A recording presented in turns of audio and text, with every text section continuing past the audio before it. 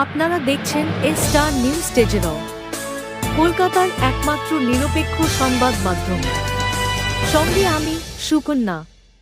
আজ সকাল 11:50 নগদ থাইল্যান্ড উপকূলে একটি 7.7 রিক্টার স্কেলের একটি ভূমিকম্প অনুভূত হয়।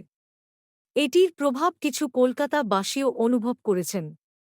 এই সূত্রে প্রধানমন্ত্রী নরেন্দ্র মোদী উল্লেখ করেছেন যে আমরা মায়ানমার এবং থাইল্যান্ডের ভূমিকম্পের পরিপ্রেক্ষিতে পরিস্থিতি নিয়ে উদ্বিগ্ন। সকলের নিরাপত্তা এবং সুস্থতার জন্য প্রার্থনা করছি। ভারত সম্ভাব্য সকল সহায়তা প্রদানের জন্য প্রস্তুত। এই বিষয়ে আমাদের কর্তৃপক্ষকে প্রস্তুত থাকতে বলা হয়েছে। এছাড়াও মেয়েকে মায়ানমার এবং থাইল্যান্ড সরকারের সাথে যোগাযোগ রাখতে বলা হয়েছে। ক্ষতিগ্রস্ত দেশগুলি হল থাইল্যান্ড এবং চীন। সাগাইং, মায়ানমার, বার্মা থেকে 1-2 কিমি দূরে।